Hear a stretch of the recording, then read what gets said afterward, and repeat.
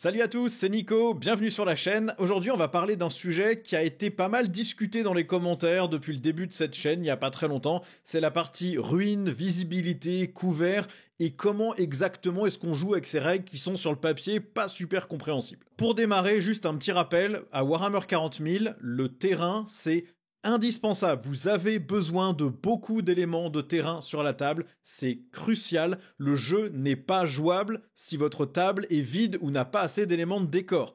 Les armées de tir seront trop fortes si vous avez trop peu de terrain, parce que vous avez des lignes de vue partout. Par contre, si vous avez trop de terrain, les armées de corps à corps, elles deviendront trop fortes, puisque vous les verrez jamais avant qu'elles puissent vous charger et qu'elles vous tuent. Donc il vous faut beaucoup d'éléments de terrain, notamment du type ruine, parce qu'on va le voir, ce sont les éléments de terrain qui bouchent les lignes de vue adverses. À savoir aussi, les règles de visibilité et de couvert sont plutôt confuses, mal comprise par pas mal de monde, puisque parfois on voit en ligne de vue réelle depuis une figurine, parfois on voit pas en ligne de vue réelle même si on pense qu'on devrait pouvoir voir sans aucun problème. Si on voit avec une figurine, on peut tirer qu'avec une figurine, mais si on voit une seule figurine de l'ennemi, alors on peut tuer toute son unité. Bref, c'est pas toujours clair, donc on va décortiquer tout ça. Là, vous pouvez voir sur la droite un exemple de table que j'avais mis en place pour un mini tournoi que j'ai fait avec mes amis, tournoi à 1000 points. C'est un layout de patron de table Games Workshop, et vous voyez qu'il n'y a pas forcément besoin d'avoir 10 kilos de ruines sur la table, mais il y a besoin d'avoir ces zones qui bloquent la ligne de vue, qui sont ces espèces de petits patrons de table au sol en carton, à travers desquels on ne voit pas. Alors, on va commencer par les ruines, parce que c'est l'élément de terrain crucial de cette 10e édition. Le jeu n'est pas jouable si vous n'avez pas assez de ruines sur la table. Je le répète parce que je vois beaucoup de gens qui disent que telle armée est complètement pétée. Elle ne l'est pas si vous avez assez de terrain. Games Workshop a fait ses propres patrons de table, ses propres dispositions de terrain. Vous pouvez les télécharger gratuitement dans le compagnon de tournoi sur le site Warhammer Community. Vous verrez que tous leurs déploiements sur la table ont 12 ruines à minima, et certains gens qui jouent en tournoi en WTC ont plus de ruines que ça encore et qui sont encore plus grosses. Pourquoi est-ce que ces ruines sont importantes? Parce qu'elles bloquent les lignes de vue à travers leur empreinte au sol. Deux unités qui pourraient se voir normalement quand vous regardez par les yeux de la figurine ne se voient pas s'il y a une empreinte au sol de ruines entre les deux. Et donc il faut faire la différence entre l'élément de terrain physique, qui va être ici par exemple la ruine en plastique Mechanicus, la ruine rouge, l'élément de terrain lui-même, et son empreinte au sol, qui va être ici le petit patron en carton qui est posé sur le tapis.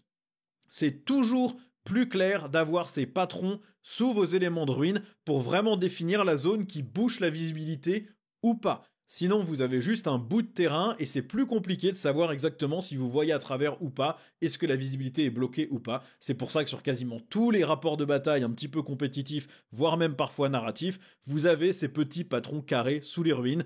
Ça peut être joli si vous les faites bien, là évidemment c'est une photo prise sur un tapis, c'est moche, mais ça peut être joli, ça veut pas dire que votre table doit être dégueu, mais c'est plus simple de marquer ces empreintes au sol pour être sûr de ce qui bouche la ligne de vue ou pas. Donc quand on parle de visibilité, déjà la visibilité elle est déterminée figurine par figurine. C'est pas toute votre unité qui voit ou qui voit pas, c'est chaque figurine de l'unité qui voit quelque chose ou pas. Donc vous devez compter lesquelles sont capables de voir leur cible et évidemment sont à portée.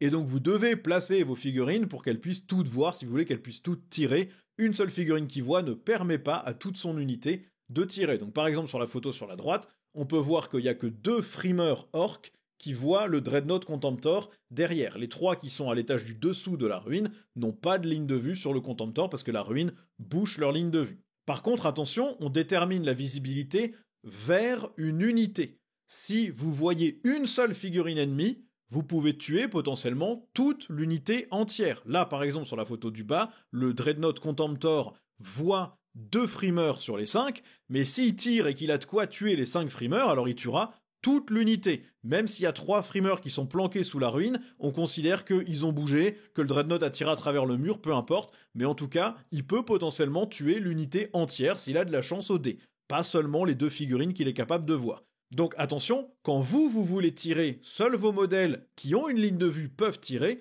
Par contre, quand l'adversaire vous tire dessus, s'il voit une seule de vos figurines, il peut vous tuer toute votre unité. Maintenant, comment est-ce que les ruines interagissent avec cette visibilité? Eh bien, l'empreinte au sol, donc le patron en carton là qui est sous ma ruine, bloque complètement la visibilité. On ne voit pas à travers cette empreinte au sol. Par exemple, sur la photo de droite, j'ai des grotesques Drukhari, j'ai un Trike Orc.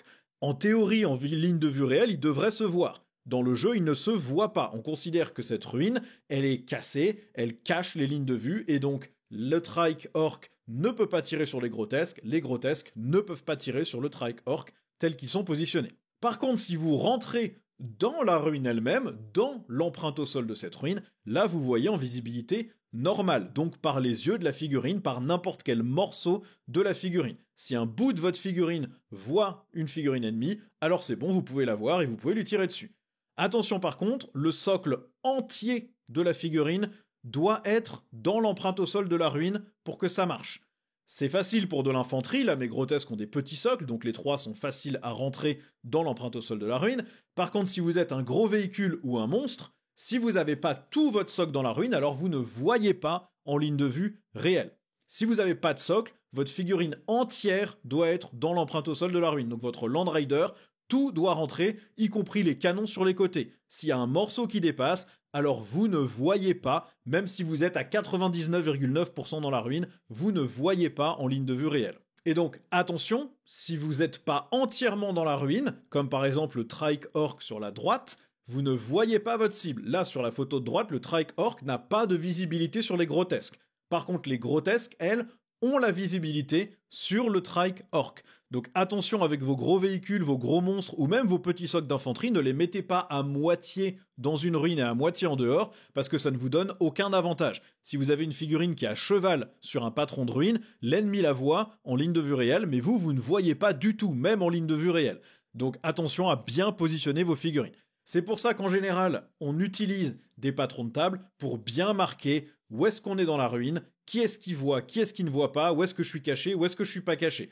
Et donc, évidemment, si vous utilisez ces patrons de table qui sont normés par rapport aux tailles de Games Workshop ou du WTC, essayez d'utiliser des éléments de terrain qui font à peu près la taille du patron de table. Comme ça, vous avez une meilleure idée on va dire en simulation de vie réelle, vous avez une meilleure idée de ce qui se passe. Par exemple, sur la photo d'en haut, effectivement, ça peut paraître débile que le Trike Orc ne voit pas les grotesques parce qu'il est qu'à moitié sur la ruine. Par contre, si vous utilisez un terrain disposé comme sur la photo du bas, là, on comprend beaucoup mieux pourquoi les unités se voient pas. Il y a un bâtiment entre les deux, et donc vous pouvez pas voir à travers cette ruine. On considère que les unités sont trop cachées, qu'il y a du flou, qu'il y a de la fumée, qu'il y a des gravats, et que donc on voit pas. Et donc, attention, ça c'est évidemment plutôt quand vous jouez en mode compétitif. Si vous voulez jouer en narratif et que vous aimez pas les patrons de table, c'est très bien.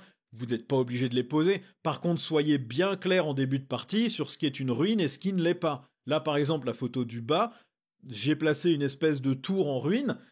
Concrètement, là, est-ce que c'est une ruine? C'est-à-dire que les unités se voient pas à travers? Est-ce que c'est pas une ruine? Si c'est une ruine, est-ce que la grotesque, elle est dans l'empreinte au sol ou pas? Parce que concrètement, elle est dans l'enceinte de la ruine, mais en même temps, elle est pas sur la ruine elle-même. Est-ce que le Trike, qui peut voir à travers? Est-ce qu'il voit l'épée de la grotesque ou pas? Voilà. Tout ça, il faut le définir à l'avance si vous faites une table narrative qui n'a pas les patrons de table. Ou en tout cas si vous n'utilisez pas des ruines très carrées où c'est très facile de voir exactement qui est dedans et qui ne l'est pas. Maintenant, il y a quand même des cas particuliers à ces règles, notamment les unités imposantes. Donc c'est un mot-clé qui est imposant ou towering en anglais dans les fiches d'unités. Ces unités, elles ne voient pas, comme les autres figurines, à travers l'empreinte au sol d'une ruine. Donc par exemple sur la photo en haut à droite, on a ce Gorkanaut qui est imposant, et il voit pas les grotesques. Il y a une ruine entre les deux, ils ne se voient pas, ils ne peuvent pas se tirer dessus, les grotesques ne voient pas le Gorkanaut non plus. Par contre, les figurines imposantes, elles n'ont pas besoin d'être entièrement dans l'empreinte au sol de la ruine pour voir en ligne de vue réelle. Il suffit que leur socle soit partiellement dedans. Et donc dans la photo en bas, on voit que le Gorkanaut, son socle, dépasse de l'empreinte au sol de la ruine, mais comme il est imposant, c'est pas grave, il peut tirer en ligne de vue réelle sur les grotesques, donc il les voit, il peut les shooter, et les grotesques le voient aussi de manière normale. Si ça n'avait pas été une figurine imposante, là les grotesques auraient pu le voir et lui tirer dessus, par contre le Gorkanaut, lui, n'aurait pas été capable de tirer, il n'était pas entièrement dans la ruine, il n'avait pas la capacité de voir en ligne de vue réelle. Cette règle, elle existe uniquement parce que les figurines imposantes ont des socles énormes et que du coup, sans ça, c'est impossible de les placer dans une ruine correctement. Mais donc, si vous avez des chevaliers impériaux, des Gorkanaut, des chevaliers fantômes Eldar, des choses comme ça, sachez que vous n'avez pas besoin de les mettre entièrement dans la ruine pour avoir une ligne de vue réelle. Il suffit que le bout du socle touche et c'est bon. Autre cas particulier, les aérodynes, donc les avions, vous m'excuserez, celui sur la photo n'est pas peint, c'est mon Wasbom Blastajet Orc, il n'est pas encore peint, c'est prévu pour une liscule de la vitesse, mais c'est pas encore fait. Ces figurines, elles voient toujours en ligne de vue réelle, elles ignorent complètement toutes les règles qu'on vient de voir sur les ruines. Puisqu'en gros, ils survolent le champ de bataille, donc si vous voyez depuis une aile, depuis un bout d'aile, depuis un bout de canon de votre avion, même s'il y a une ruine entre vous et votre unité, vous pouvez tirer. Par exemple, si on regarde mes deux photos, si on regarde du dessus, normalement, on pourrait penser que le Blastajet ne voit pas les grotesques. Il est d'un côté de la ruine, les grotesques de l'autre. Mais comme c'est un aérodyne, on s'en fout de l'empreinte au sol des ruines, et donc vous regardez depuis le bout de l'aile, vous voyez les grotesques, vous pouvez leur tirer dessus, et il n'y a pas de problème. C'est donc très facile de voir quoi que ce soit avec un aérodyne, mais du coup l'adversaire aussi vous voit complètement, même en ignorant les ruines, et donc c'est très facile d'être détruit par l'adversaire, parce que globalement, toute son armée verra votre avion au tour où il arrive. L'exception à ces règles pour les avions, c'est ceux qui ont la règle stationnaire. C'est un mot-clé qui est écrit, je ne sais plus si c'est dans les aptitudes de l'unité ou dans la liste de ces mots-clés. Tous les aéronefs n'ont pas accès à ça, mais si vous l'avez, vous pouvez du coup choisir en début de partie, si vous voulez le jouer comme un avion, donc avec les règles qu'on vient de voir, ou comme un stationnaire, et dans ce cas-là, vous ne le jouez pas comme un avion, vous le jouez comme un véhicule normal, et donc il voit pas à travers les ruines, il voit comme un véhicule classique, il a les mêmes règles qu'une figurine véhicule classique. Donc ça c'est pour les ruines et la visibilité. Maintenant on va parler du couvert. Le couvert c'est aussi une règle cruciale de Warhammer 40 000. Si une figurine est à couvert, sa sauvegarde augmente de 1. Donc par exemple un boy orc qui de base a une sauvegarde à 5 passera à une sauvegarde à 4 s'il a le bénéfice du couvert. L'exception, c'est les sauvegardes d'armure qui sont à 3+, vous ne pouvez pas les améliorer de 1, donc vous ne pouvez pas les passer à 2+, sauf si l'arme qui vous tire est de PA-1 ou mieux. Donc par exemple, un Space Marine qui a une sauvegarde à 3+, qui est dans une ruine, si je lui tire dessus avec un Bolter qui est PA 0, alors il ne passe pas en sauvegarde à 2+, son couvert ne lui sert à rien, il a une sauvegarde à 3+, contre le Bolter. Si par contre je lui tire dessus avec une arme de Freemer qui est PA-1, alors dans ce cas-là, le Space Marine qui est à couvert peut réduire cette PA de 1 et donc garder sa sauvegarde à 3+. C'est comme s'il passait sur une sauvegarde à 2+, mais du coup PA-1, ça le ramène sur sa 3+. Donc, pas de possibilité d'améliorer la sauvegarde au-delà de 3+, sauf si l'arme ennemie a de la PA. Et donc, pour avoir le bénéfice du couvert, il suffit que votre figurine ne soit pas entièrement visible de la figurine qui lui tire dessus. Donc un élément de décor qui bouche la vue suffit, même si ça masque un petit bout de l'arme, un petit bout du socle, une petite pointe de la figurine, ça suffit, votre figurine a le couvert. Une figurine qui est dans l'empreinte au sol d'une ruine, donc sur ce petit patron carré en carton là, est toujours considérée comme à couvert. Même si la figurine ennemie vous voit en entier, même si la figurine ennemie est dans la même ruine. Donc par exemple, si vous regardez la photo en haut à droite, les grotesques ont le bénéfice du couvert contre les tirs du Trike Orc. Il n'en voit aucune en entier, et donc il est capable de tirer sur l'unité, bien sûr, puisqu'il les voit, mais cette unité a +1 à sa sauvegarde, puisque l'orc ne les voit pas en entier. Sur la photo du bas, on pourrait penser que du coup la grotesque n'a pas le bénéfice du couvert, puisqu'on la voit en entier, mais elle est dans une empreinte au sol de ruine, et donc elle a toujours le couvert, même si là le Trike clairement voit entièrement cette grotesque, et bien elle aura quand même +1 à sa sauvegarde contre les tirs du Trike. Attention également, le couvert est donné figurine par figurine, pas sur toute l'unité. Si j'ai une seule figurine qui est à couvert et que je me fais tirer dessus, je vais devoir faire mes sauvegardes d'armure une par une sur cette valeur d'armure améliorée par le couvert, jusqu'à ce que j'ai raté assez de sauvegarde pour que ma figurine meure, et à ce moment-là, je fais les sauvegardes d'armure qu'il me reste à faire sur les figurines qui ne sont pas à couvert. Mais juste parce que j'ai une figurine à couvert, toute mon unité ne l'est pas. Seule cette figurine aura la sauvegarde améliorée et pas toute mon unité. Maintenant, quand on parle du couvert et de la visibilité, il y a quelques subtilités à comprendre. La visibilité, elle est déterminée vers et depuis n'importe quel morceau de la figurine, pas juste son socle ou son corps. Donc vous pouvez voir depuis une griffe d'un prince tyrannide, depuis un canon d'un véhicule, depuis un fouet, depuis une épée. Il suffit qu'il y ait 1 millimètre de haute figurine, même moins, qui dépasse, et ça suffit pour voir ou pour être vu. Donc l'ennemi, si vous avez un bout de canon qui dépasse, il peut vous tirer dessus. Si vous avez un bout d'épée qui dépasse et qui voit, vous pouvez tirer. Et attention aussi, l'empreinte au sol d'une ruine masque la visibilité. Là, par exemple, sur la photo du haut, j'ai ma ruine qui vient faire un angle devant ma grotesque. Je vois quand même un bout qui dépasse, mais concrètement, j'ai un bout de ma grotesque qui est derrière l'empreinte au sol de la ruine, et donc elle a le couvert. Sauf que, attention, là encore, on mesure la visibilité depuis n'importe quel morceau de la figurine. Et donc dans mon exemple, en fait, si je regarde vraiment depuis le bout le plus extrême de mon Trike Orc, le bout de son socle, eh bien le bout du socle voit la grotesque entièrement, sans passer à travers la ruine, et donc la grotesque n'est pas à couvert. En règle générale, il va falloir être beau joueur sur ces règles, sauf à utiliser un laser pour être dans la précision absolue. Il va falloir discuter avec votre adversaire. La manière la plus simple de gérer tout ça sans vous prendre la tête, c'est de dire à votre adversaire quand vous bougez vos figurines, je les place de manière à ce qu'elles aient le couvert. Est-ce que pour toi c'est bon? Est-ce que ça te convient? Ou alors, je me place pour que tu puisses pas me voir même après avoir bougé de tes 6 pouces à ton tour. Est-ce que tu penses que c'est bon ou pas? Et votre adversaire vous dira, oui c'est bon, je te verrai pas si je bouge, y a pas moyen que je prenne une ligne de vue, ou alors, bah non, je pense pas qu'il y ait de possibilité pour te mettre là, qui fait que je puisse pas te voir, donc non, désolé, mais là, ça marche pas. Entre amis, ça va pas être un problème, et encore, nous, ça nous est arrivé dans mon groupe de potes, on se connaît depuis 20 ans, mais ça arrive que de temps en temps, on se prenne le chou sur ce type de visibilité. La plupart du temps, ça se passe bien. C'est avec des inconnus ou en tournoi, où là, vous allez devoir être très explicite sur ce que vous voulez accomplir, et votre adversaire va demander, en gros, demander à votre adversaire son opinion sur la faisabilité de ce que vous voulez faire. Comme ça, vous bougez pas dans un coin en vous disant c'est bon, il me verra pas. Et à son tour, il fait bah si, regarde, je te vois avec mon petit millimètre de socle qui dépasse, donc je peux te saucer toute ton unité. Soyez clair quand vous bougez, et ça vous évitera des confusions et des problèmes. Et c'est aussi pour ça que je vous recommande d'utiliser ces petits patrons carrés, parce que ça rend beaucoup plus facile le fait de savoir si votre unité est visible ou à couvert ou pas. Donc toutes ces règles, ça peut paraître compliqué sans aucun but, ça peut paraître de la mauvaise écriture, mais en fait il y a un vrai but derrière, c'est justement de créer des tactiques, de l'aspect tactique dans le jeu.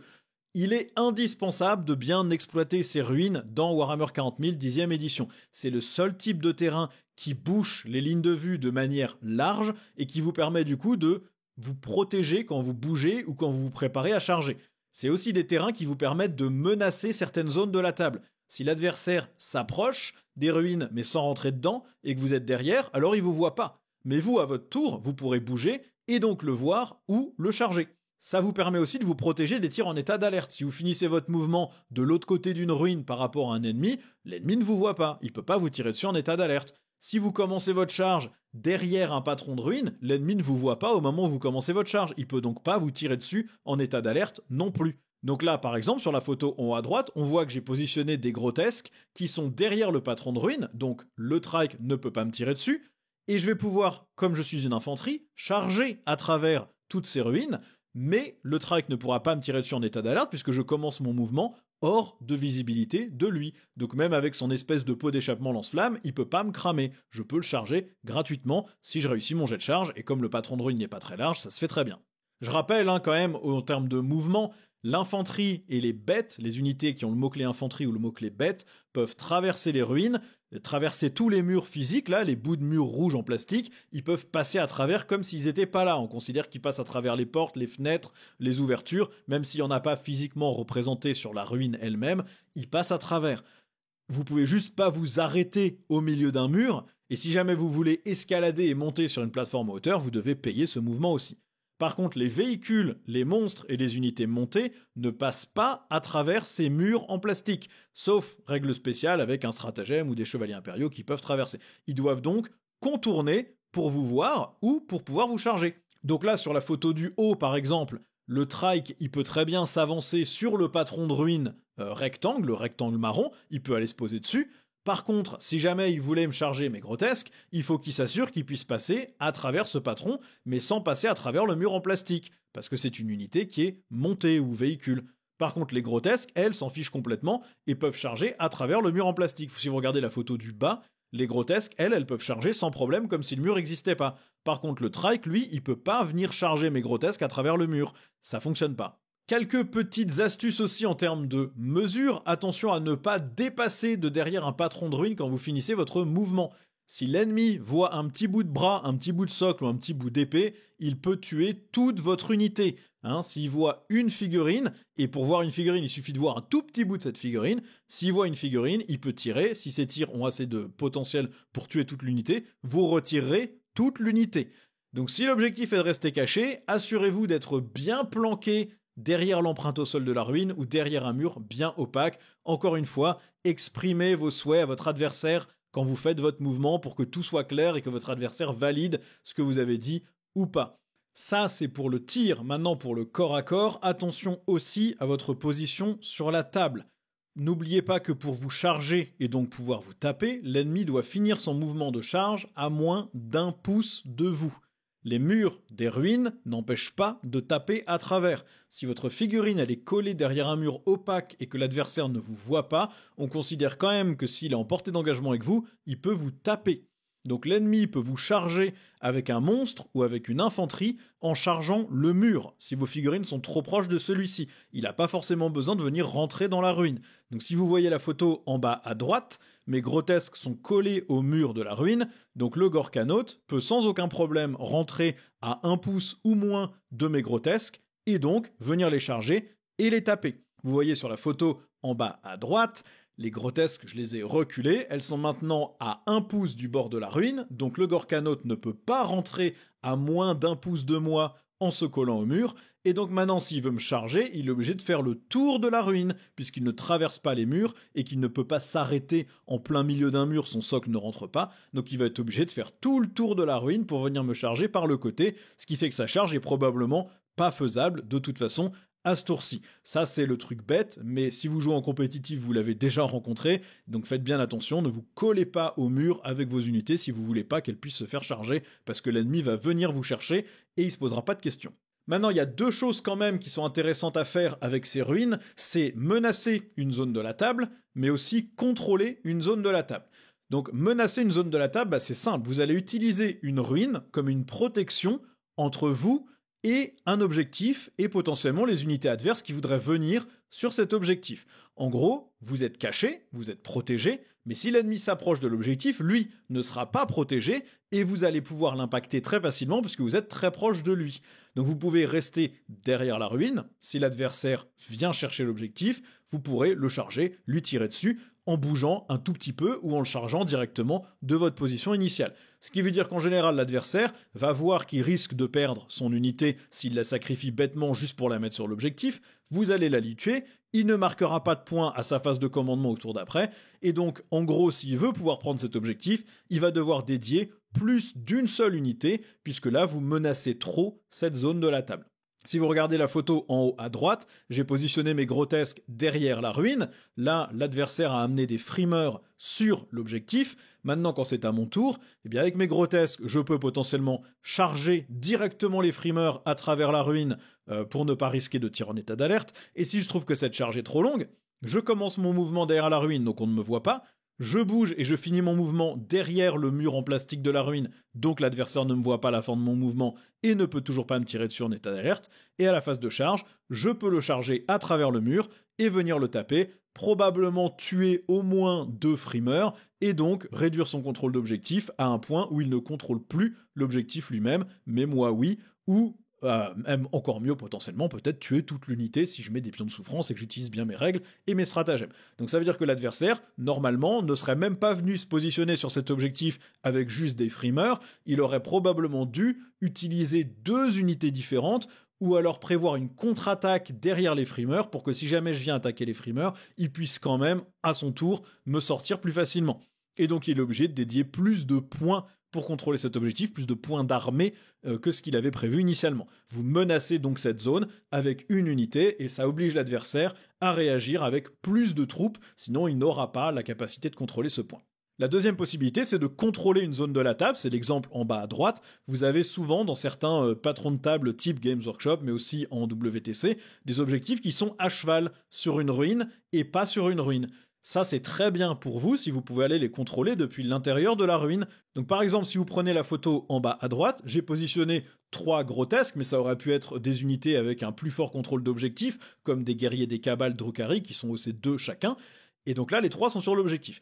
Si les frimeurs de l'adversaire veulent me tirer dessus, ils sont obligés de se mettre dans une position où ils ne seront pas sur l'objectif, sinon ils me voient pas. Et en plus, ils s'exposent à un tir en état d'alerte des lance-flammes de mes grotesques. C'est pas une excellente solution.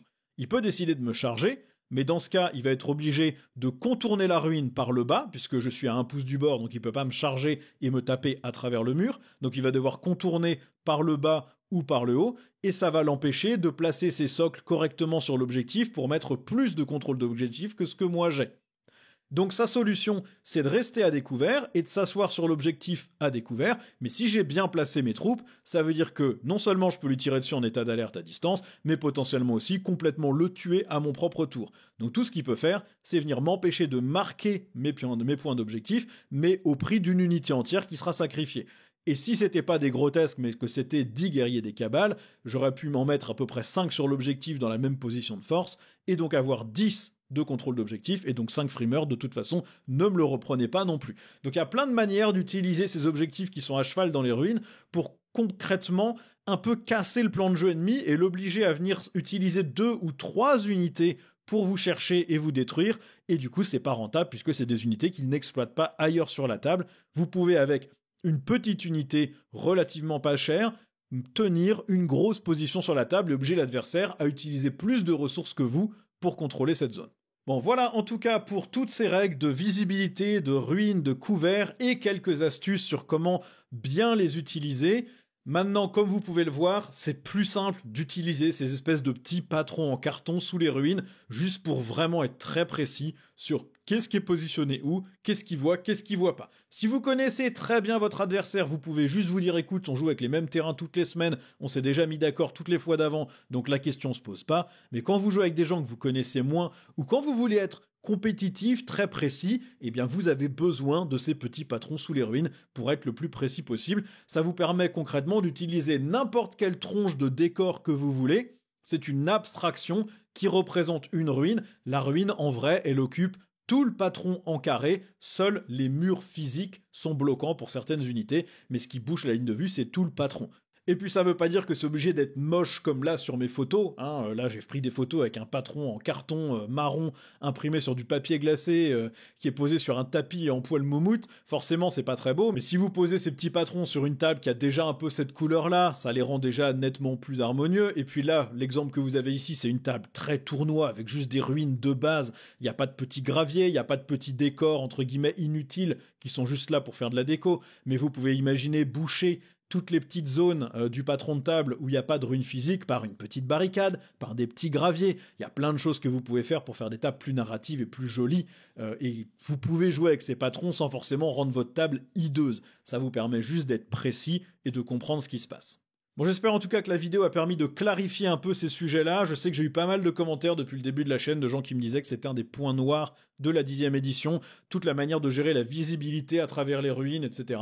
Donc j'espère que c'est plus clair pour ceux qui commencent le jeu, pour ceux qui avaient des doutes, ou pour ceux qui avaient besoin d'un petit rafraîchissement. Ça paraît compliqué sur le papier, mais quand vous avez commencé à jouer, finalement c'est très simple à mettre en œuvre, et en plus ça ouvre d'assez bonnes possibilités tactiques. Moi, ma plus grosse plainte par rapport à ce système, c'est que ça vous oblige vraiment à utiliser ces espèces de patrons de ruines qui sont pas toujours très beaux et qui cassent un peu l'aspect narratif, puisque y a des fois votre figurine elle voit parfaitement à travers ce truc, mais en fait dans les règles vous voyez pas. Donc si vous n'avez pas matérialisé chacun des angles de ce patron de ruine, ça peut paraître des fois un petit peu déconnecté et ça peut casser un petit peu l'immersion. Mais en tout cas, n'oubliez pas, vous avez besoin de ces ruines sur la table, sinon vous ne jouez pas à Warhammer 40 000. Vous jouez à une version étrange dans laquelle il n'y a pas de couvert, il n'y a pas de ligne de vue bloquée, et donc vous favorisez forcément certaines armées par rapport à d'autres. En tout cas, j'espère que la vidéo vous a plu. N'hésitez pas à me dire ce que vous en avez pensé en commentaire, enrichir le contenu ou le corriger si vous voyez des choses où j'ai mal interprété ou si j'ai dit des bêtises. Et puis, comme d'habitude, merci d'avoir regardé et à la prochaine pour une nouvelle vidéo. Ciao!